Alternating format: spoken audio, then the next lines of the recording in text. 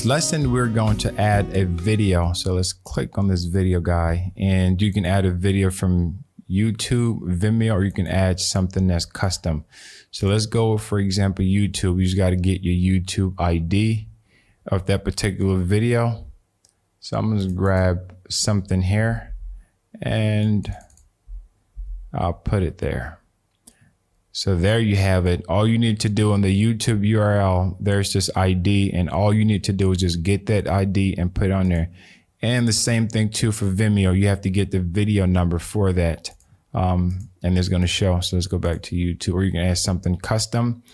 Let's go to additional options. You can change with the height, make it small or shorter. But this is great. So if you got a video website that you wanted to add some content, you can certainly do that with this. Very simple and straight to the point.